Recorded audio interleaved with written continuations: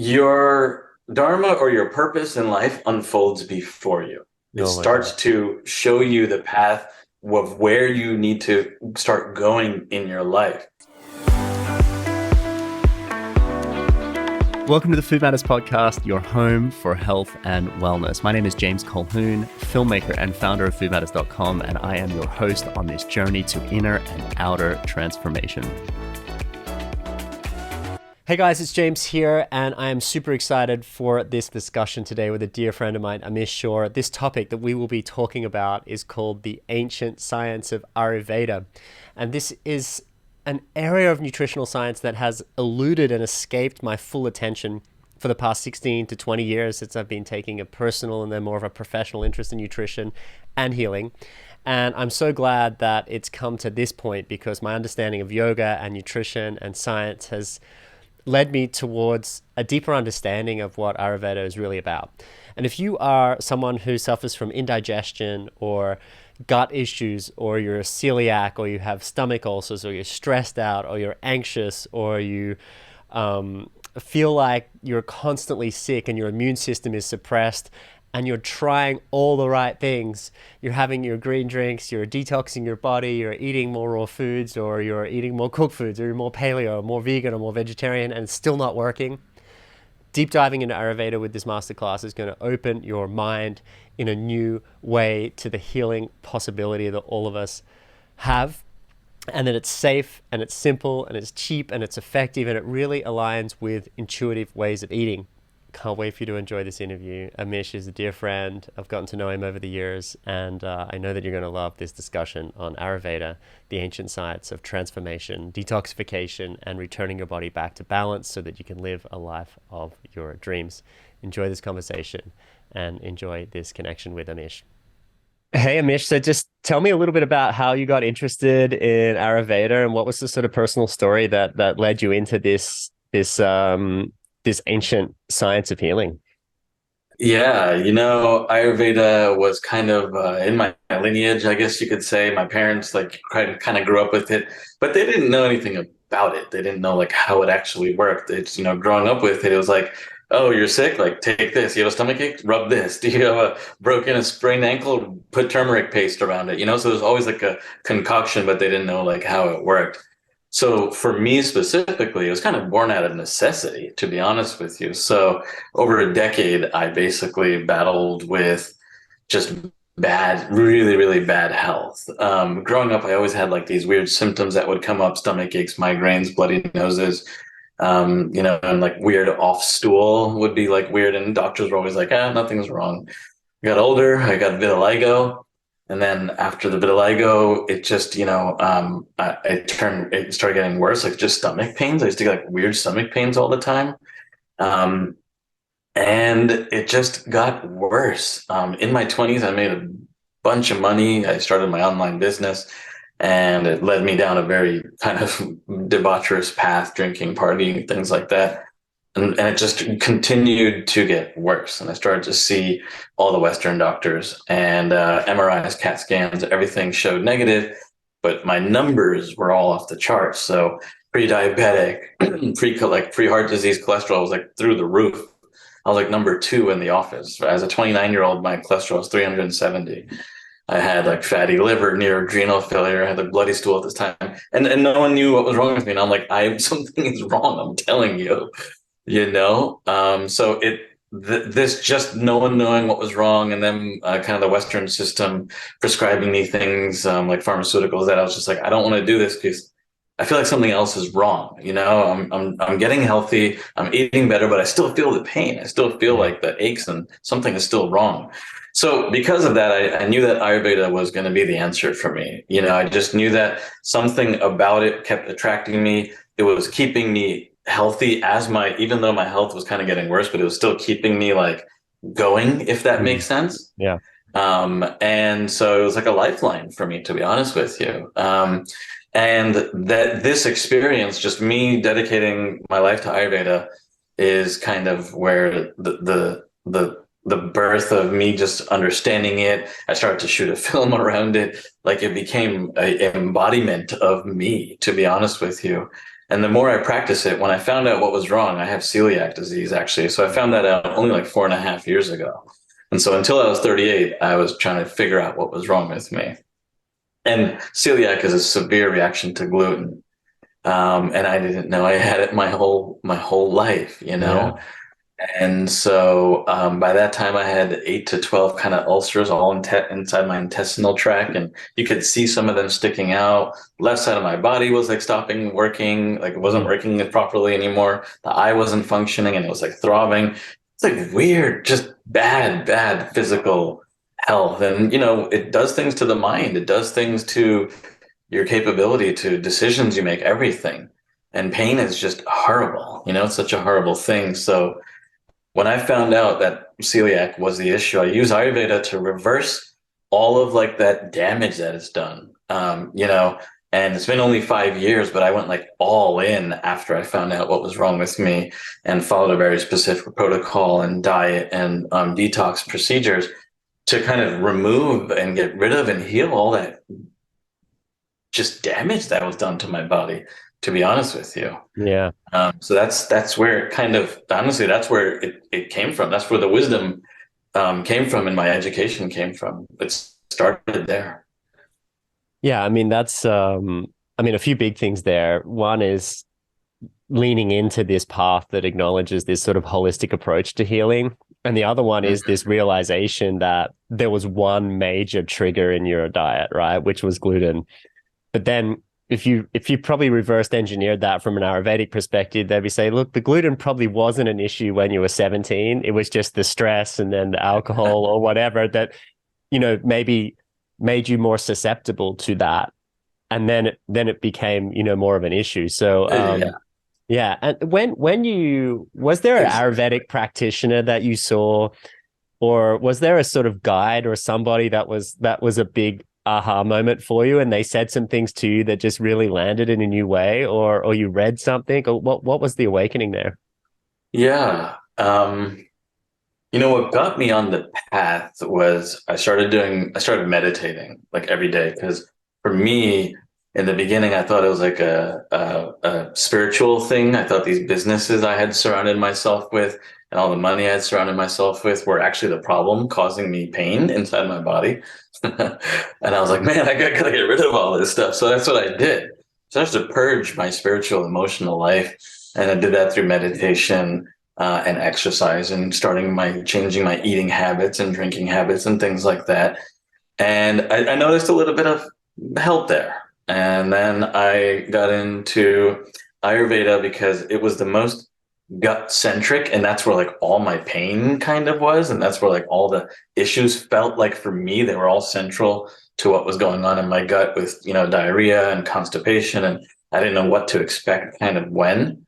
But I knew that something related to the gut was there. And, Ayurveda just felt like I said, it was kind of like a lifeline. I was even doing acupuncture at the time and kind of trying everything I could, to be honest, to get healthy. And so what led me to go and first kind of dive in was this thing called panchakarma. Panchakarma is a detox procedure or protocol that's kind of used in Ayurveda where they take different oils and herbs, they infuse the oils with herbs, and they kind of massage it all over your body. And it's amazing. It's kind of like a spa treatment, but not really to some extent.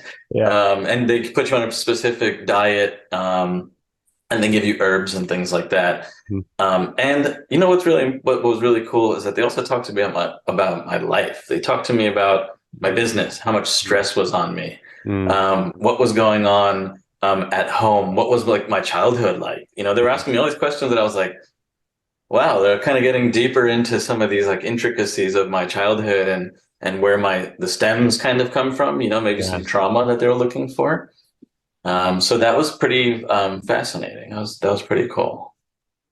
Yeah, what I found really interesting in the documentary, the Natural Law film, was this lady that did the panchakarma, and she said she'd done all these different detox methodologies and done all the cleansing, but nothing was able to get rid of, I think, these heavy metals she was talking about, but panchakarma was able to Mm. reduce them significantly. And it made me sort of, it made my ears prick up a little bit to think, well, okay, you know, it made my ears prick up a little bit to think, well, okay, you know, we've got this ancient detoxification practice called panchakarma, and I see sometimes videos of like women getting oil, you know, dripped onto their third eye, and you're like, how can this work? It's like a spa treatment. Yeah, so Yeah. Shirodara is this treatment that they do during panchakarma, or you can get it on this on as like a la carte if you want to, like on a random day.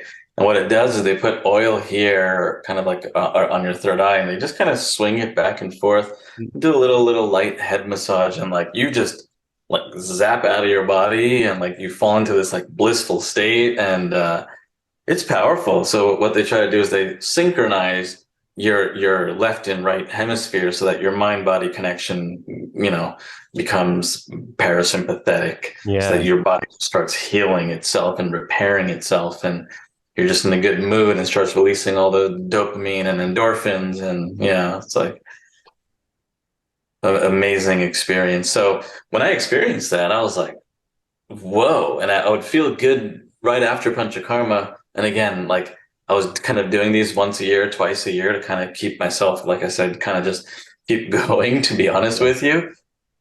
Within like 2 or 3 weeks, I would notice my health would start going back down again. And that was again because of the gluten that was coming into my Mm. diet. Mm. And so I was like, ah, I gotta stop eating everything, and I'm going back to the khichdi diet that they Yeah. told me. And like, I would do that. I would do my own panchakarmas at home, where I'll just drink teas and follow their diets and take those herbs because I knew that that was the only thing that made me feel okay. Yeah. So yeah, it was kind of like some of those things. But you know, gluten comes in everything. You know, you go to parties or you go with your kids somewhere, and it's like, yeah, it's Yeah. Pretty wild. But I guess what's interesting is that, you know, detoxification is very much in the modern vernacular when it comes to healing and, you know, transformation. And I think we're sort of more on board with it now than we were maybe 10 or 20 years ago in the West. And so that awareness is there. And, you know, I really have been taught a lot in nutritional science about just reducing digestive load. So just stop putting Mhm. stuff in, you know, which is almost like a it's almost like a fasting concept, right? Which is just like take the load off the digestive system. That'll redirect some energy towards healing. But then Correct. one thing you said that was really important there, which is like getting into that parasympathetic state. Dr. Libby Weaver talks about this concept where when you do, you go into rest, digest, repair, which is such a, Yep. you know, that's the power place to be. And if you're stressed out, but you're detoxing, it doesn't matter. The body's not going to have space to be able to Hmm. go into that. And so to have that practice of this like left, right brain, you know, Coherence, yeah. coherence and yeah, that's really cool that they integrate that. So let's go a little deeper into Ayurveda then. So Ayurveda is considered one of the oldest living sciences when it comes Yeah, to sort of human health. I mean, we also have, I guess, from an Eastern perspective, traditional Chinese medicine, correct. of probably equal age from a lineage perspective.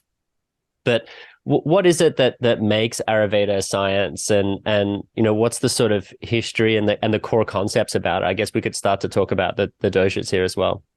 Sure, yeah. So Ayurveda quite literally translates to the science of life. So Ayur, science, and Veda, life.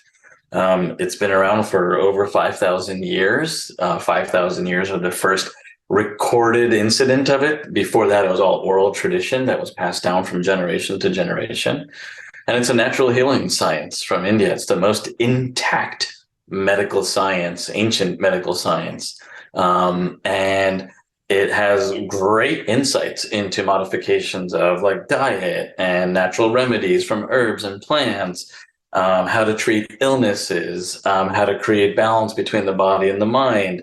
You know, the philosophy and some of the science behind it go around physical, you know, kind of what's happening in the body, mental, what's happening up in the brain all the time, especially nowadays with all the stress and everything going on, and how to create like a balance kind of, you know, between all of that, how to live in this physical, mental, spiritual, emotional kind of world that we live in, right? How to make sense of all of it. And it's not saying that, you know, like modern medicine, for example, is wrong. It's not saying that Western medicine is bad. Western medicine is great for acute conditions. You get hit by a truck, you have a heart attack, you have a stroke, go to the hospital, go to the trauma center. Ayurveda is here for lifestyle conditions, stress related conditions, autoimmune conditions that we see and hear of every single day that we know the Western medical system may not have all the answers for. Me being a perfect example of one, and many of the people in the film actually being perfect examples as well. Stage 4 cancer, thyroid conditions. These are all things that I heard along my 10-year journey of filming this film, of things being cured and talking to them. And I'm like, wow. So the more I continued to interview, while I didn't know what was wrong with me, the more hope it was giving me. Like, I know that this is going to fix me, because I just heard so many different conditions being healed. And as I started to learn more, I learned about the fundamentals, so learning from these gurus and sages and experts and scientists and amazing, amazing people around the world. I learned a lot about Ayurveda. I sat through 60 to 80 hours of content and traveled the world, learning it all, and read books and listened to audios. And it was a deep, deep part change in my life, and deep understanding of what this science means, because for it to work, you also have to understand it to some extent, right? Sure. Yeah. So what Ayurveda says is that the whole universe is made up of 5 elements, and we can see these elements in action. There's space, or ether, kind of the empty space, right? We say the whole universe is made up of dark matter, or things we don't even know, or just space, right? We don't really know what's in that space, but there's just space everywhere. Then the next element is air. Right? There's air.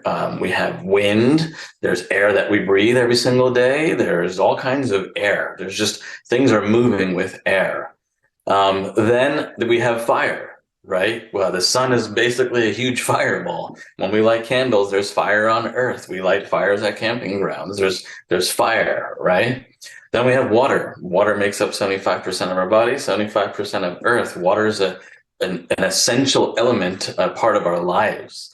And then there's earth. There's things that this table that the computer's on, the camera that the computer's made out of, all comes from earth. It's different structure. It's different things that are made up on the planet that have a structure. These are human bodies. Our bones are earth. It's like a structure. So what happens is that everything in the universe is made up of these 5 elements, just in different amounts. So I'm made up of a different amount of each of those, and you're made up of a different amount of each of those. And so what Ayurveda did was simplify that even more and say that the combination of these two are certain energetic forces that exist in the universe, that exist in every plant, that exist in every living organism in the whole entire universe, even our galaxies. And those are called doshas, or basically constitutive types. And they talked about these constitutive types in the form of a verb.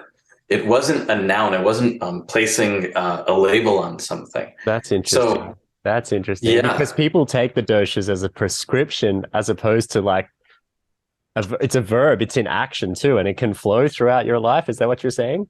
exactly. So it makes up me, it makes up you. So the 5 elements, space and air, make up the dosha, vata. Vata means movement. Anything that moves on earth is a combination, or in the universe is a combination of air and ether. Because air can only start moving through ether, right? It needs somewhere it needs space to move in. So that's movement. Anything that moves. Planes are moving. Food is moving through our digestive tract. The lungs example, the air is moving in and out of my lungs. So there's constantly things moving on this planet. The next is the combination of fire and a little bit of water, and that's pitta. So that dosha consists of a little bit of, fire and a little bit of water. And we see those two everywhere in the universe as well. So those two combined, fire and water, create transformation or metabolism. Everything in the universe transforms. It how they say energy is never lost or created. It's just transformed, right? Yeah. We learned that in high school physics, I think.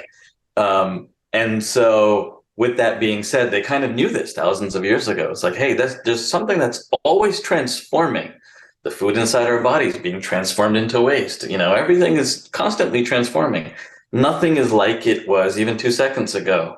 The cells on my skin when I do this are reproducing. They're falling off and new ones are growing back.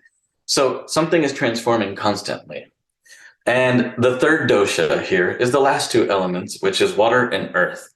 Now, water and earth, what we have when we get water and earth is the dosha called kapha. Mm. Kapha is basically structure, anything that has a structure to it, right? Our bodies, for example, we, we have made up of 75% water. Well, then how come we're not like a puddle of water just kind of puddling around everywhere and walking around? Because we have a body, we have structure, we have bones, we have, ligaments, we have skin that holds everything inside. That is the structure that holds everything inside of it. So those three doshas, vata, which is air and ether or space, and pitta, which is fire and water, and kapha, which is basically water and earth. Those three doshas are the forces of movement, transformation, and structure. Now, the ancients said that those three doshas are basically what governs the whole entire universe and Mm. everything living within it. Wow. So we're all made up of those three in certain quantities. So instead of looking at the five different elements and saying you're a little bit of water and all this, they looked at the combination of them and Mm. they studied them. And so again, this is over 5,000-year-old science studied in India, founded in India, or at least studied extensively in India. Um, this is billions of people that they've Yeah. tested Yeah. this on. Yeah. So these three kind of forces, or these doshas, if you will, the constitutive types, Mm. everything moves, everything transforms, and everything has structure. Mm. And everything, including me and you, and the ants on the ground, and the polar bears, and everything, have a different combination of each of those structures, of each of those three doshas, Yeah. even plants and herbs. So you can imagine if we're all made up of these three doshas and one of them starts to go out of balance, we can find the plug for it. We can find the root of it. And we can even find plants, herbs, and foods and animals and whatever else that we need around us to help fix that or put it back into balance. Yeah. I'll pause for a second because I wanted to get into how your dosha is derived from when you're born. So you can let me know if Yeah, I should that would be cool. I continue. mean, I'd like to just jam on this concept a little bit more because, you know, to just think in terms of Ayurveda or traditional Chinese medicine, they think in these terms of hot and cold or like wet and dry. And if you think of Vata, it's more of a Those are the cold. guna. Yeah, it's the gunas. But in like, if you think of the Vata type, that's like someone who is a bit colder, not very warm, and Kapha Yeah, is like that's a good someone who's idea. like, Yeah.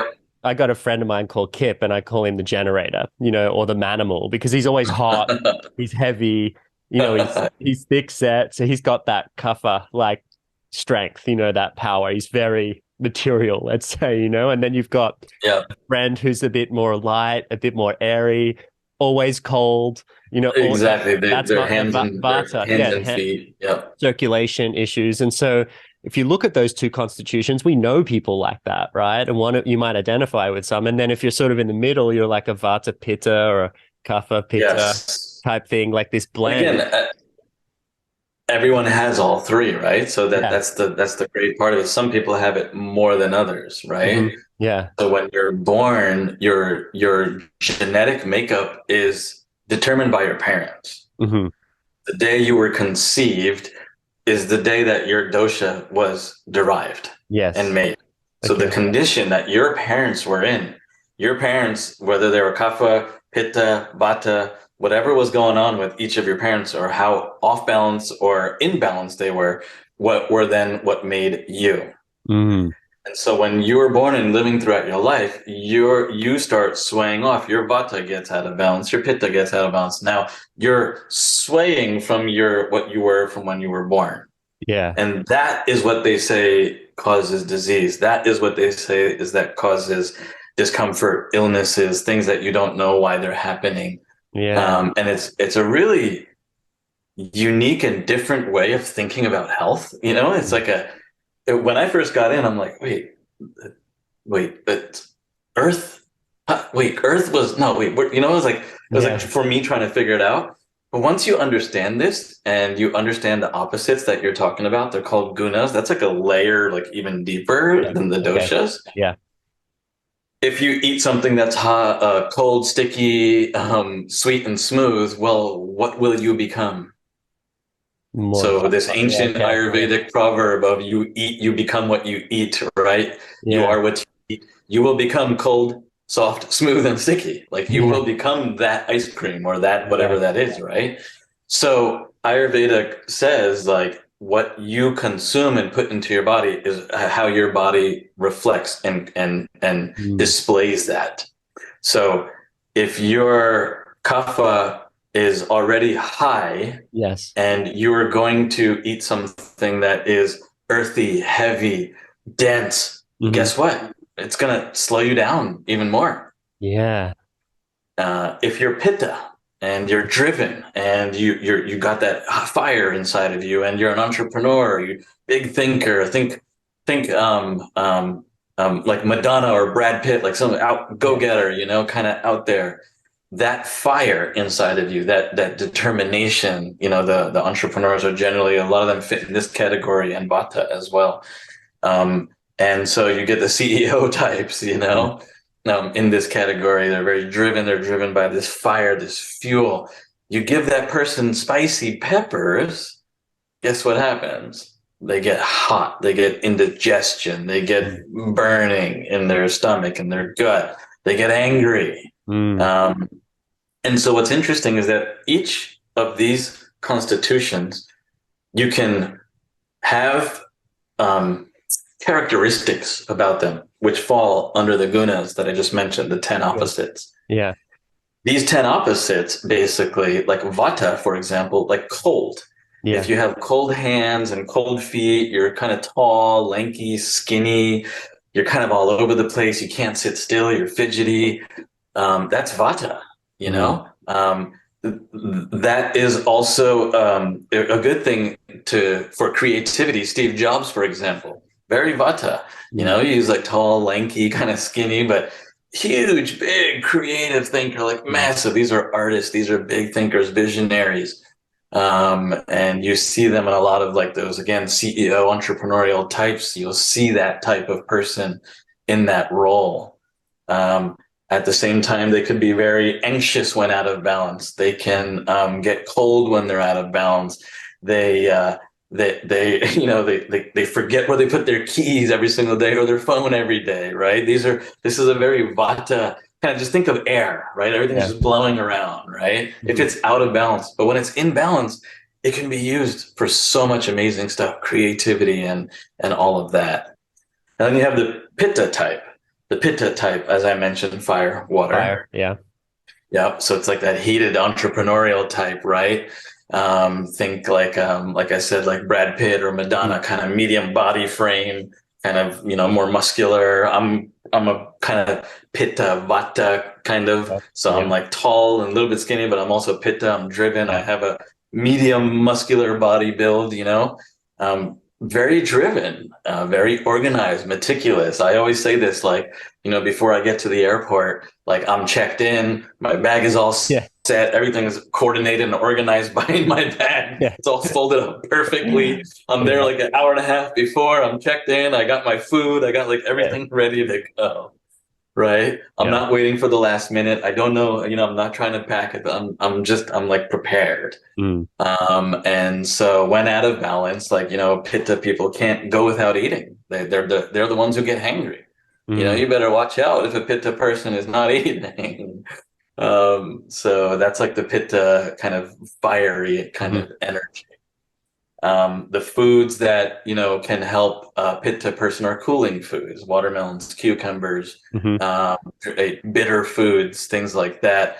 For vata, heavier foods, you know, milks and ghees and Yeah. heavier foods like potatoes and that kind of stuff can help bring that vata, bring it down. You want to kind of Mm. balance what's going on with it, right?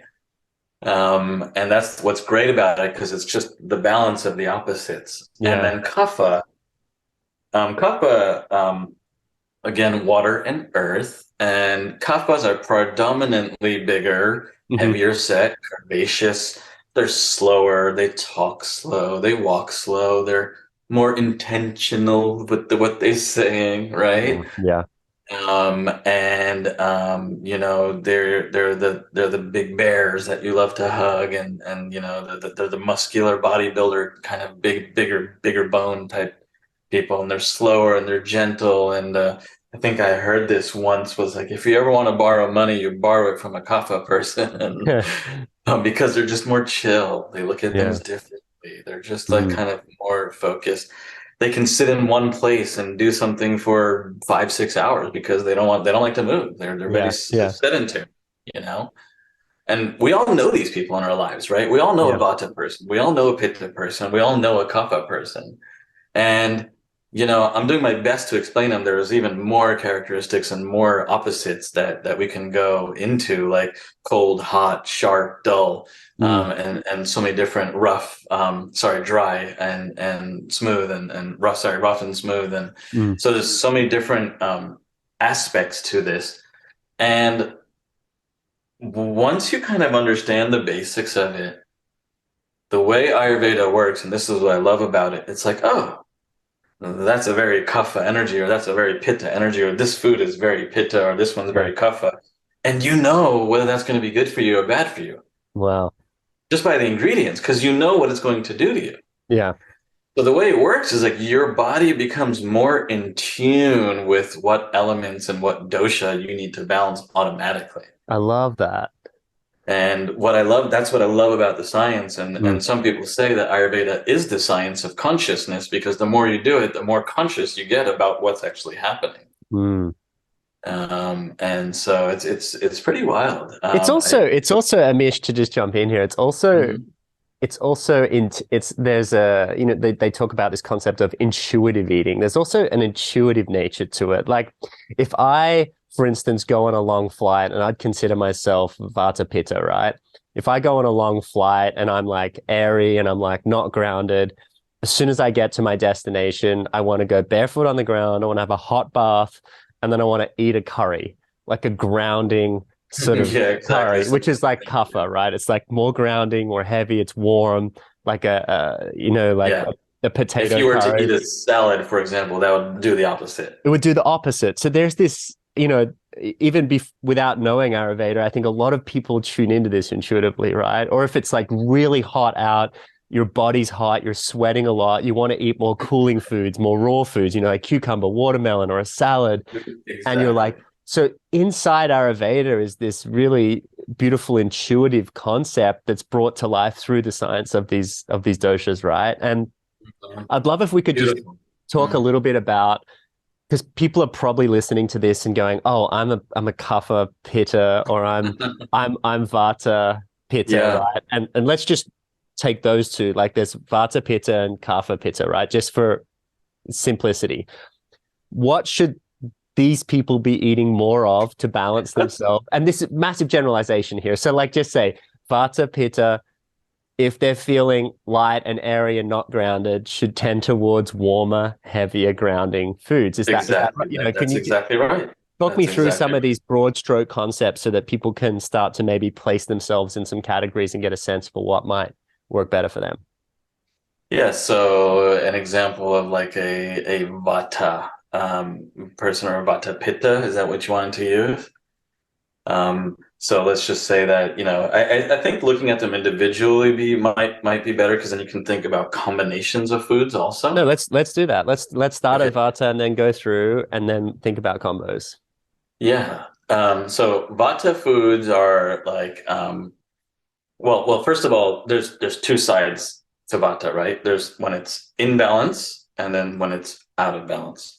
So there's things that can, depending on which way it goes, which way we want to Sure. we want to Yeah. bring it in, right? So Yeah. we want to Yeah. bring the goal is to bring it into balance always, Hmm. right? We want to bring these things into balance. So, um, Ayurveda recommends even oils that you cook with and also oils that you can rub on your body also. So, vata, for example, like ghee, for example, like some of the heavier oils, Yes. sesame oil, avocado oil, Yes. coconut, those are all great, heavy kind of oils for that vata person. It'll help vitiate and kind of like just bring that vata down Mm. just by the things you can rub this on your body and it works just the same as eating it. So Yeah. Ayurveda believes in your skin is the largest organ and it absorbs so much. Yes. So if you just rub some of this kind of oil on your body, you'll immediately just start seeing some kind of lowering of that vata feeling. Love that. Herbs and spices are also a big one. There's so many just in the realm of Ayurveda. Hmm. But when it comes to, let's just call it like Vata, for example, um, turmeric, ginger. Ginger helps kind of heat things up, get you Yeah. warm. Cumin does the same thing. Cinnamon does the same thing. Hmm. Nutmeg does the same thing.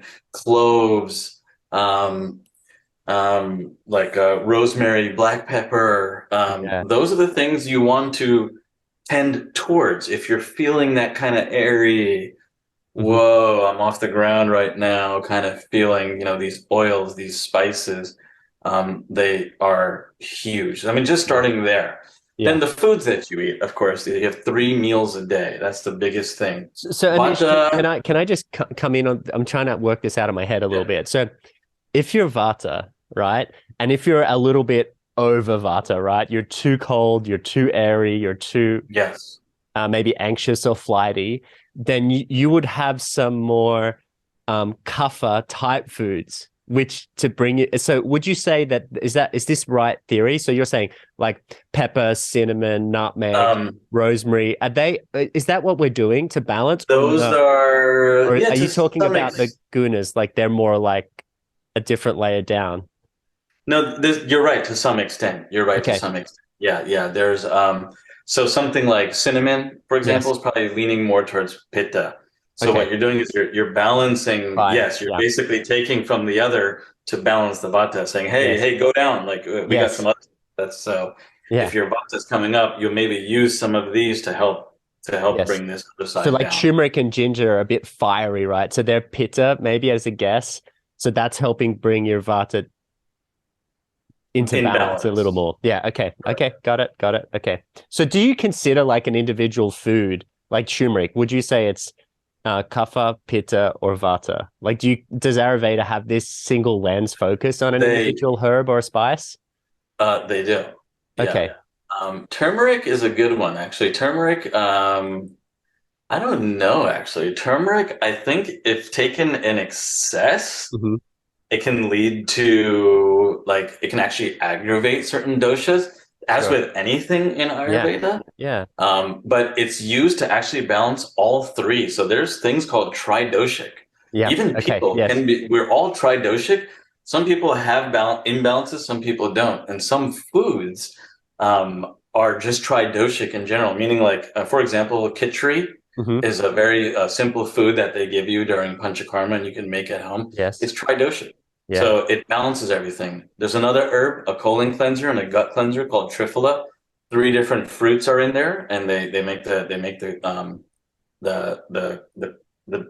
medicine out of that. Yeah. It's not even medicine; it's like herbs basically, and it is a medicine, but you Mm. you get what I'm saying. Yeah.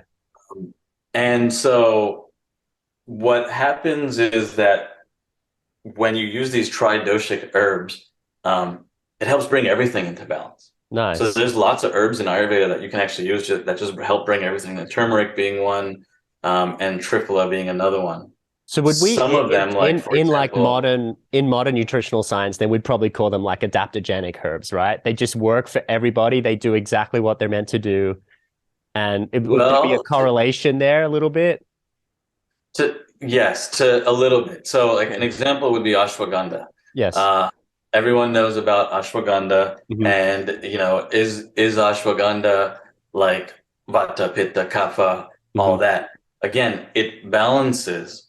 It helps balance the vata and the pitta in the body, but I think the problem nowadays is like people out of self-diagnosis. Again, if you take too much of ashwagandha, guess what can happen? It can send that actually out of order. It can Yeah, send it well. out of the way.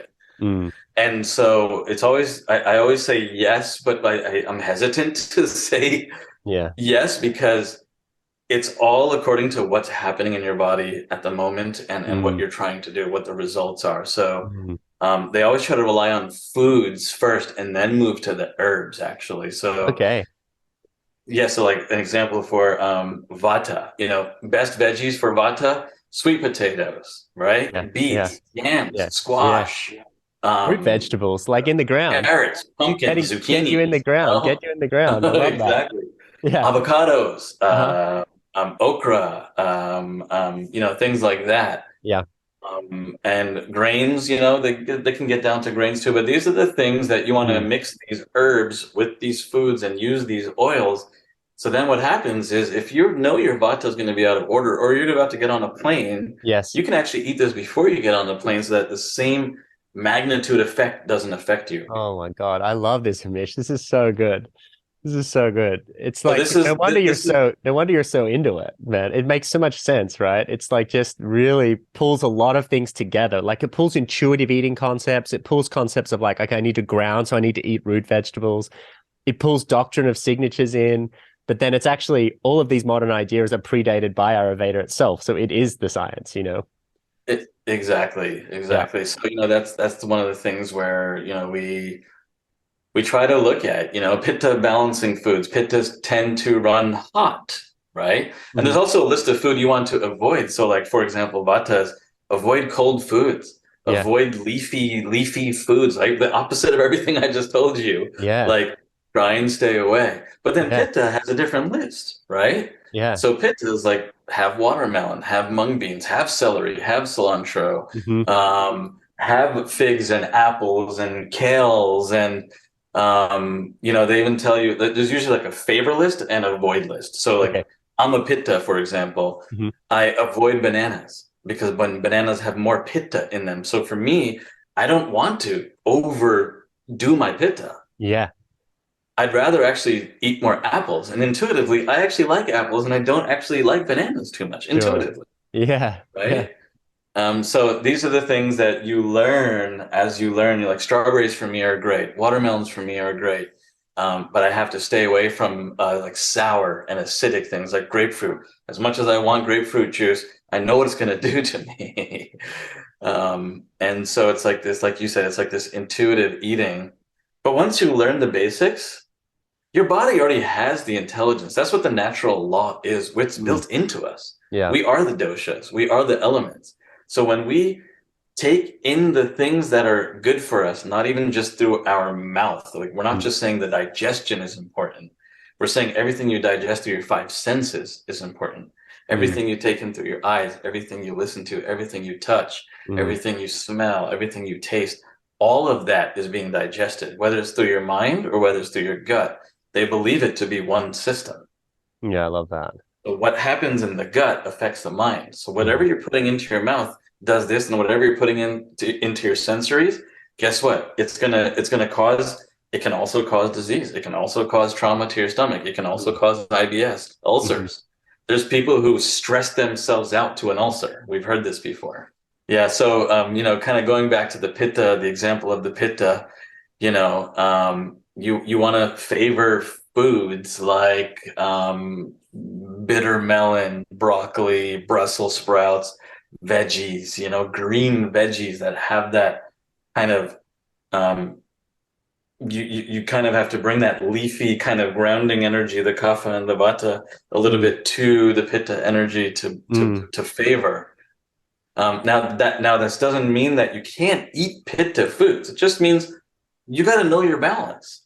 Like for me, garlic and eggplants and onions, if I have that day after day after day, like, dude, my stomach just gets hot and I'm like Fire. breathing fire. Like I just get hot, you Yeah. know?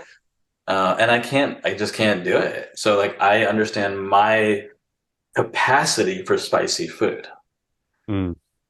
That's interesting. So let's take this a little deeper into meditation now, because I've been a student of yoga now for many years, but I would say only properly for like about 2 or 3 years. And I guess I'll probably continue saying that as my practice evolves. I've only properly been a yogi for the most recent period, and I think that will continue because as you learn more, you understand more, right? So Yeah.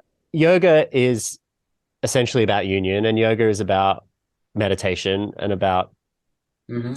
every all these sort of yogic practices we hear about from asana to pranayama to all the kriyas, etc., all about just preparation for meditation. And so Hmm. meditation being the number one goal. And so I understand that that makes sense because we have now, like Vishen Lakhiani talks about, we have over 6,000 studies that show that meditation can help with all these different faculties of our modern life, right? From Hmm. healing to stress reduction to improved digestion to immunity. Absolutely. Hmm. So if meditation is the number one goal and Ayurveda is part of the living science of the sort of Vedic tradition, let's say, of the Vedic Hmm. lineage, of which yoga is born out of, the Yoga Sutras and Kashmir Shaivism and all these understandings of the world philosophically. What I'm learning is that in this conversation is that if we balance our doshas, right? If we're vata and we balance them, if we're pitta and we balance it, and we're kapha and we balance it, then we can meditate better. Oh, Because yeah. Yeah. because in some of these Just so much, practices, so they're much like, changes. yeah, there's so much changes. In some of these practices, they say, well, you can't eat onions or garlic before this meditation retreat, right? Is because there's too much fire. You're going to be just stoking the fire and your brain's going to go everywhere. So talk to me about your understanding of how the foods are about balance, but then how that leads to meditation and how the deeper your meditation gets, the better everything gets. Yeah, no, that's a really good question. Um, you know, Ayurveda, meditation, and yoga are all intertwined. They're sister sciences. They share Mm. common roots in the ancient Vedic tradition. They all kind of touch upon each other to some extent.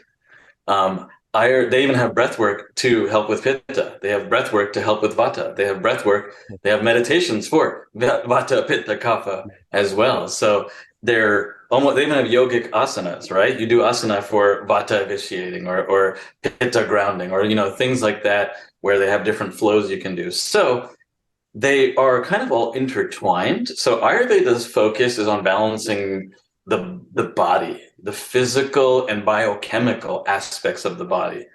So you fix your gut, you fix the gut mind connection. Once you can fix that gut mind connection, you're able to go deeper to the meditation and the yoga. And the meditation and the yoga is the mental and like the spiritual aspects of life, right? So then we have physical, biochemical, mental, and spiritual. That is who we are as human beings. And if we can bring all of those into balance, all of the doshas, even the mind technically can be doshic. The mind has, I don't want to get too deep into the mind, but it can lean towards one of these doshas. And it's crazy that what you put into your gut can do that, can change how you think, what you think, the way you feel, your emotional state, the business decisions you make. Totally. The deeper you get to go into meditation, the Yeah. deeper you get to understand what is right for you. I'm going to use the word dharma here, Mm, and I'm going to use the word purpose because once you are able to get that working connectively yeah. and congruently, your gut brain connection, your dharma or your purpose in life unfolds before you. It Oh my God. starts to show you the path of where you need to start going in your life. So that's why I think the practice of Ayurveda, like, there's no reason for anyone to live in pain. I think just living in pain for anyone is like, it's just taken upon as like a normal thing. Mm, We were never meant to be in pain. We were here to explore, live on this planet, be happy, be joyous, be abundant. And the fact that we have taken pain as a normal thing and we just subdue it with a pill or we mm, subdue it with alcohol or drugs, um, That's the society that we've created for ourselves. So no one actually ever gets to understand their purpose. No one ever gets to understand what they're doing on this planet because the systems we've created, the medical system, the educational system, the 9 to 5 system that we've created doesn't allow for that human expression to actually happen. And sorry, I'm going a little deep and philosophical here, Oh, great. I love this. but it's Oh. like it's Ayurveda can really help people from that perspective. Mm, And if we can show people from that perspective, we're getting into the level of like genetics, epigenome. mm. We're changing the cellular memory through Ayurvedic practices and foods. We're balancing the cellular memory. So guess what? If I could be in the same dosha as when I was born, what does everyone always say? It's like, oh, be like you were when you were a kid, like enjoy life and be like free and be joyous. That's what Ayurveda is trying to do, trying to get you to be like the kid that you forgot and eat according to your doshic material that your parents gave you so that you can live your best life on this planet. And Wow. so yoga and meditation are also tools that you can use along with Ayurveda to get you there faster, to get you there deeper, to really help bring about this kind of consciousness, the raising of the consciousness within the human being and the spirit. Dude, I love this. I think you just up-leveled the conversation pretty heavily, so let's go there. Yeah, sorry, I went No, off no, into no, it's great. So my teacher talks about this concept of these practices, these ancient practices of yoga are about jumping ahead of the queue, you know, yeah. eliminating or helping to burn off some of your karmic debt, and sort of jump ahead of your personal evolution, which in a way is a small part of a larger evolution of the human story.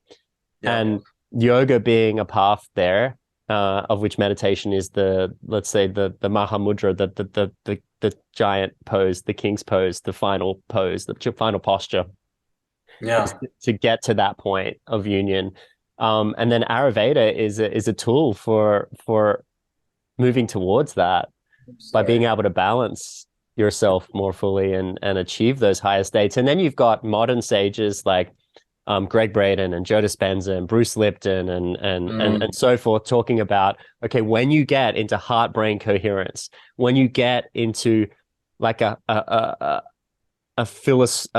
let's say it a psychological balance, a homeostasis, then you're able to heal, you're able to visualize and manifest your life's outcome, your highest desires, your highest will. absolutely. And so aren't these all speaking together? And this is why I think we're in such an awesome phase of the evolution of the human story, because we have science and data proving that living ancient sciences like traditional Chinese medicine or the Vedas or Ayurveda or yoga or the Yoga Sutras are all sort of coming to this point, right? That's exactly right. Yeah. Yep. And a lot of it in the ancient times was there's a famous saying in Sanskrit that says Hayam Dukkham Anagatam. Hayam Dukkham Anagatam means the pain that is yet to come can be avoided. Avert the danger that is yet to come. Mm, And so meditation, yoga, and Ayurveda were prescribed for that purpose. yeah. I love that. It's so powerful. And then the other issue I have, and this is probably me speaking on behalf of my teacher, is he's like, modern yoga is a mess, right? We're all out there doing these like hyper aggravating poses, right? You know, Yeah. big That's back bends and all these like big lateral things, which are very, core workouts. yeah, Yeah. they're very fire invoking. They're very stimulating, even overstimulating for the nervous system. Whereas what we need is to bring ourselves more into the forward folds and the Yep. twists. And these forward folds and twists are calming and they're regenerative to the nervous system. And then combined with foods that bring us into balance, this brings us into this meditation state, which can align us to a purpose. And yet a lot of the modern yoga is about calisthenics. It's like about um, gymnastics, and it's not really Yeah. about what it was Yeah. designed for. And so when I think about his voice in my head talking about this, and you talking about how Ayurveda is about balance, balance, balance, and bringing yourself into this really beautiful neutral state, which is anything but passive, because it's from that neutral state that we're able to go and enact our highest will. these two are so joined, so closely related. Yeah, it's incredible that again, thousands of years ago, they created these sciences that work together towards a common goal of uplifting the person as a human and their health and their vitality and energy and positivity and all of it. And so it's very powerful. It's very powerful. And it's interesting where we're going with this medicine. I think a lot of people tend to maybe sometimes some of those that are new to it are like, oh, well, I don't know. It's like some science, but look at acupuncture like in the 80s and 90s. It was like, oh, I'm not going in that place. Like, I don't know what Yeah. they're going to do in there.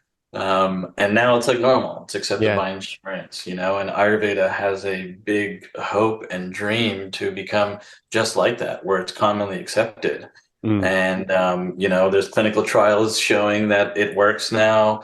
We're showing all the different herbs that come from all the different recipes and all these concoctions that were, created thousands of years ago do work for the things that they specified. love They're that. starting to see, I've been on the board of NAMA, which is the National Ayurvedic Medical Association. I've been a volunteer for 10 years.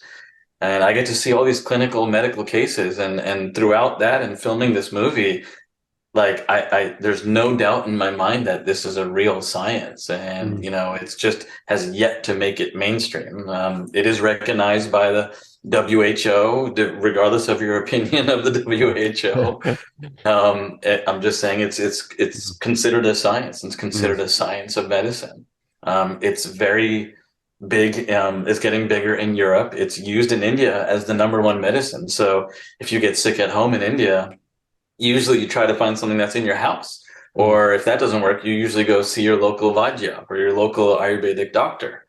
And if that doesn't work, or it's an emergency, then you go to the hospital, the doctor, Mm. and you figure out what's going on. So it has a little bit of way to go to make it mainstream, but the clinical trials and all the data that's coming out now, I mean, this is the medicine of the future. I This love is it. it.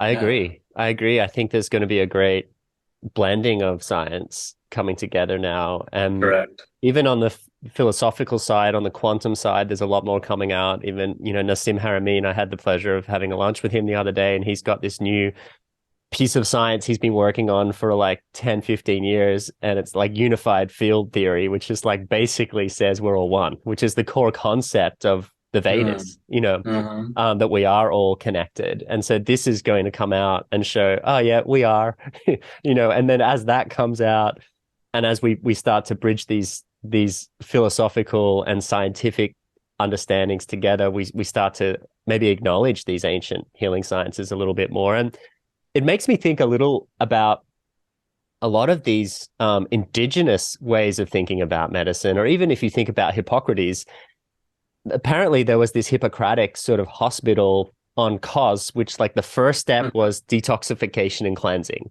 So before you Hmm. go any further, it's like, let's just clean your body out. And that speaks to panchakarma, that speaks to modern detox theory, right? Hmm. The second step was like a more of a psychological thing. They would put you on these herbs and tonics and you'd have these dreams and you'd speak with these like dream consultants and they would try to tap into your subconscious. What energies, like you said, your Ayurvedic practitioner said, what's your work like? What's your life like? How stressed do you, these sort of, and then at the end was the prescription. If those two things didn't work, then you start to get prescribed specific remedies. And I think in the West, with this modernization of this instant gratification society, where like give me the pill straight away, give me the remedy straight up, as opposed to doing the Hmm. detox work, doing the mining of your consciousness and of your Correct. environment to say what could be wrong here. And I love that Ayurveda is bringing that back. Yeah, for the longest time it was suppressed. There's many invaders to the country. The British came in and really like tried to hide a lot of the medicine. In fact, a lot of the doctors that were healing people, they take the pulse or they look at the patient's tongues.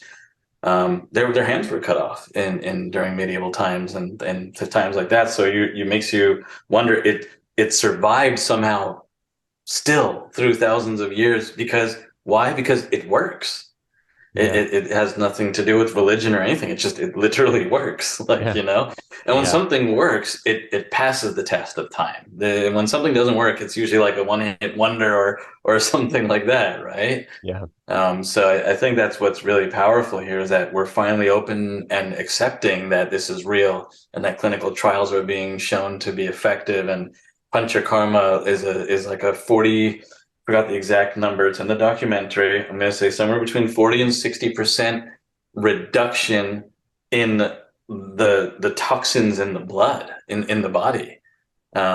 Meditation is a 64% reduction in cardiovascular events.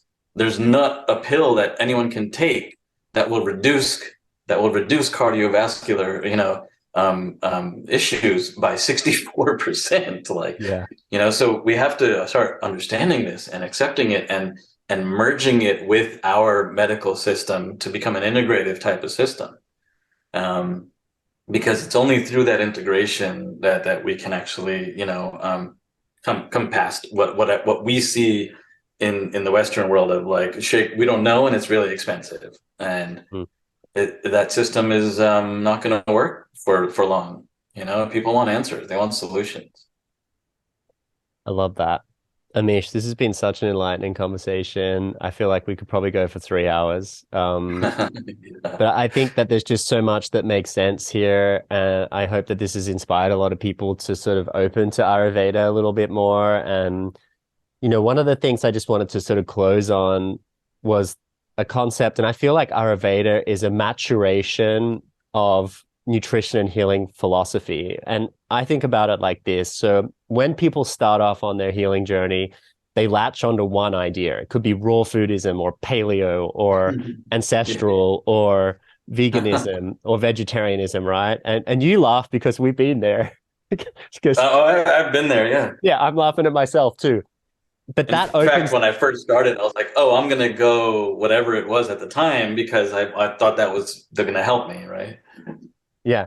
And so we sort of have this affinity to want to jump on these trends, right? And a big trend in like 2005 to 2010 was like raw food veganism, right? Which is like probably I the remember worst that. thing for someone who's Vata, right? Because it's cold, it's like green juices, it's like all these things that just keep maybe pushing that Vata out of balance, right? Yeah.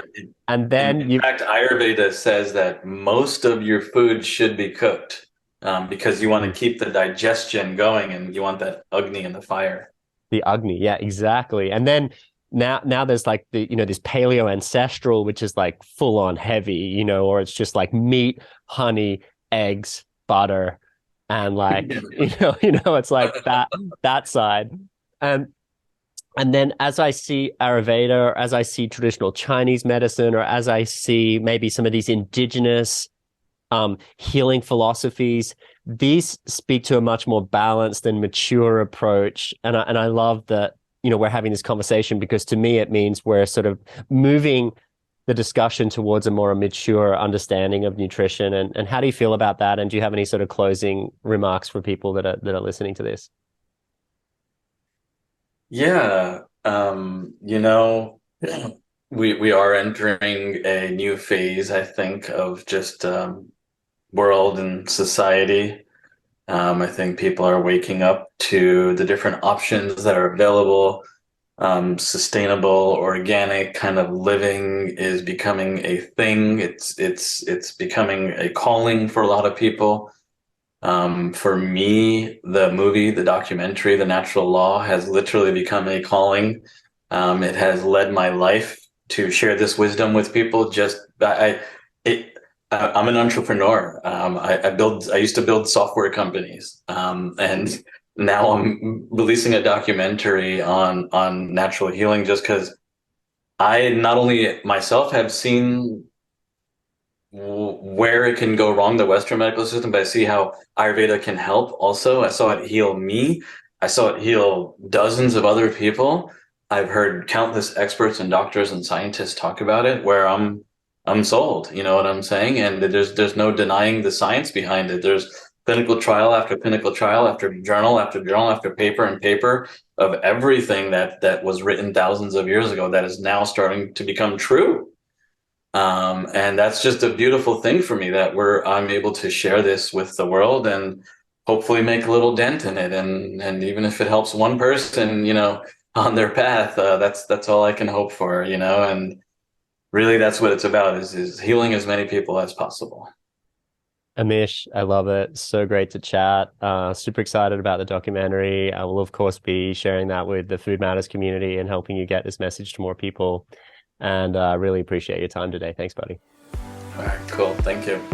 For everything that we've mentioned in today's episode, you can check out the show notes. There will be links and information there for you. And before I go, I just wanted to say thank you so much for taking the time to invest in yourself and be here for this podcast. If there's anybody that you can think of who could benefit from this information, please make sure to share it with them. We believe in the power of life-changing information, and it's especially powerful when it's shared from a trusted source. And finally, if you could leave us a comment or make sure to subscribe to the podcast, we would greatly appreciate that. It helps us continue to bring you this life-changing information, and make sure that you get all future podcast updates sent to you. Have a beautiful day, and thank you once again.